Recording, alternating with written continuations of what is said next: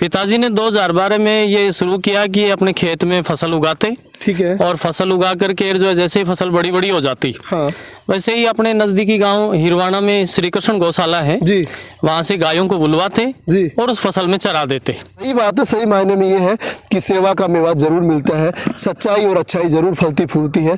तो आप भी ऐसे क्रम पे चलें, क्योंकि आज वर्तमान समय में तो ऐसी हालत है, अगर बुरा करेंगे तो उसका रिजल्ट भी तुरंत बुराई का बुरा मिल जाता है, और अच्छाई करेंगे तो अच्छाई का रिजल्ट भी तुरंत मिलता है। कि देखो, आप भौतिकतावाद का युग बता रहे हो, लेकिन इस भौतिकतावाद के युग में जब से पिताजी ने ये परंपरा, ये कार्य फसल गौ माता को चराने का शुरू किया जी, तब तब से लेकर के आज तक मेरे घर में किसी चीज की कोई कमी नहीं हुई। चौरा गांव में हूँ। चौरा गांव में एक खेत में हूँ जहाँ पे गाय चर रही हैं, और यहाँ इस खेत में पूरे लगभग 7 बीघा का एक खेत है, दिखाइएगा एक बार। इसमें यहाँ के जो खेत के मालिक हैं वो गेहूँ जोतते हैं, इसके अंदर गेहूँ बांधते हैं, और उसके बाद गेहूँ तैयार होने के बाद वो गौ माता को लेकर आते हैं गौशाला से, और फिर उनको यहाँ पे उनकी सुनावनी करते हैं, भाई ये बोल देंगे हम तो, क्योंकि उनके लिए पूरा का पूरा खेत है वो समर्पित कर देते हैं। ये ऐसा काम 12 सालों से लगभग करते आ रहे हैं। चौरा के हैं ठाकुर उमेश सिंह जी, वो 12 साल से करते आ रहे हैं। अब उनके सपुत्र हैं प्रेम जी, मास्टर जी, अध्यापक जी ही। आंसू बातचीत करांगा कि क्या कुछ मामलों है वो कि गाय पूरी अड़िया की फसल में चल रही ही, बातचीत करांगा। सर नमस्ते। नमस्कार जी, नमस्कार। क्या कुछ मामला सर? हम इधर से गुजर रहे थे, ये काफी गाय हैं आपके खेत में चल रही थी, क्या कुछ मामला है? देखो, मामले के बारे में मैं आपको बताऊं, मामला कोई विशेष मामला नहीं है। जी, जी। ये पिताजी की भावनाएं थी। अच्छा। पिताजी सन 2012 से ऐसा करते आ रहे हैं। एक छोटी सी परंपरा कहें उन्होंने शुरू की थी। अच्छा, क्या करते हैं सर? आप मेरे बारे में पूछ रहे हैं पिताजी के बारे में? पिताजी के बारे में। पिताजी ने 2012 में क्या स्टार्ट किया था? पिताजी ने 2012 में ये शुरू किया कि अपने खेत में फसल उगाते। पिताजी ने 2012 में ये शुरू किया कि अपने खेत में फसल उगाते, ठीक है। और फसल उगा करके जो है जैसे ही फसल बड़ी बड़ी हो जाती, हाँ। वैसे ही अपने नजदीकी गांव हिरवाना में श्री कृष्ण गौशाला है जी, वहां से गायों को बुलवाते जी, और उस फसल में चरा देते।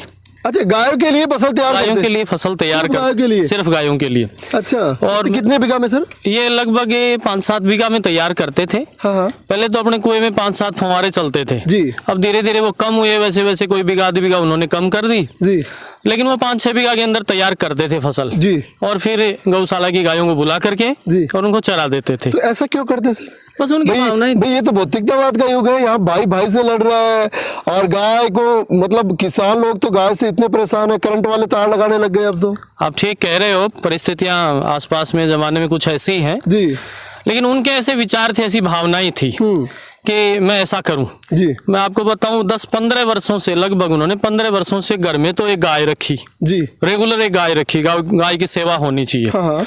और फिर इसी भावना से जुड़े अगले चरण में उन्होंने क्रम में हम ये कहें कि ये खेती में भी वो फसल उगाते जी, और गायों को चरा देते। अच्छा, ये उनकी भावनाएं थी। अब लगभग 8-7 महीने पहले 26 जून 2024 को उनका स्वर्गवास हो गया जी। और मेरे दिमाग में, मन में ये विचार आया, मैं आपको कहूँ, अपनी आत्मीय बात कहूँ आपसे कि 12-13 साल तक उन्होंने खेत चराया। अब उनकी इच्छा रही होगी कि ये परंपरा आगे जारी रहे जी, और उनका कहीं से अदृश्य आशीर्वाद रहा होगा जी, बिल्कुल, कि मैं इस कार्य को इस वर्ष उनकी अनुपस्थिति में करने में सफल रहा जी, जी, जी। मैंने भी ये फसल बोई और गौशाला की गायों को बुला करके चराया जी। तो ये उनकी अनुपस्थिति में मुझे एक पहला सौभाग्य, या यूं कहूं कि वो लंबे समय तक रहते, मुझे तो उनका आशीर्वाद रहता और ये कार्य तो निरंतर जारी रहता जी।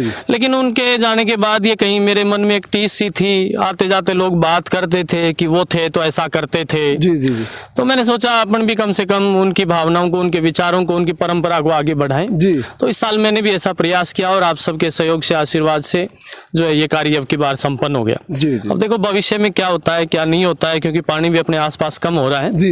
लेकिन अब की बार ऐसा हो गया। और मैं आपको एक छोटी सी बात और ये भी बताऊं, अब की बार ऐसा हो गया। और मैं आपको एक छोटी सी बात और ये भी बताऊं जी, कि देखो आप भौतिकतावाद का युग बता रहे हो, लेकिन इस भौतिकतावाद के युग में जब से पिताजी ने ये परंपरा, ये कार्य फसल गौ माता को चराने का शुरू किया जी, तब से लेकर के आज तक मेरे घर में किसी चीज की कोई कमी नहीं हुई।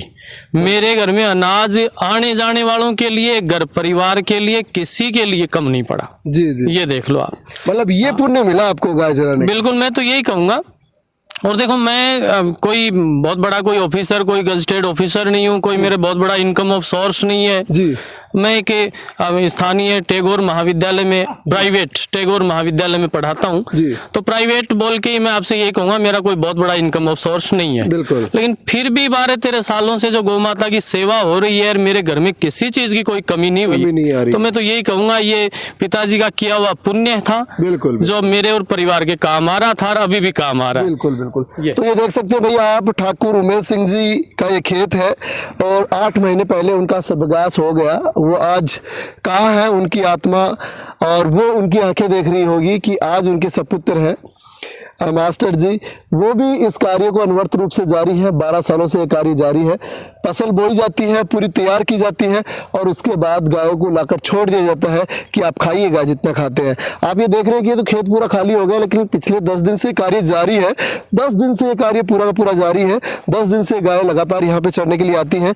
ये गवाले हैं, ये गायों को लेकर आते हैं। क्या नाम है तारो? बाबूलाल। बाबूलाल जी कितना दिनों चला रहे हो? 10 दिन से। 10 दिन से। अच्छा, इससे पहले मतलब ये काम कितना दिनों के चालू है? यो 10-12 साल से चालू। 10-12 साल से कहीं से के चालू रहे? इनमें फसल तैयार होने के बाद में हमको सूचना दी जाती है और हम गाय लेके आते हैं। और ये काम और भी खत्म हो या अठी हो? अठी होगी। हाँ आया ना, गाय का बल्ले बल्ले हो रही है। गाय का तो भाई पेट पे रहना तो बल्ले बल्ले भाई। बिल्कुल बिल्कुल। और अभी गुरुजी है, उन्होंने एक बात जरूर कही है कि जब से गौ माता के लिए दरवाजे हमने खोले हैं, हमारे भी घर के दरवाजे पूरे खुले हैं, कभी किसी चीज की कमी नहीं आई है। ये रियलिटी है।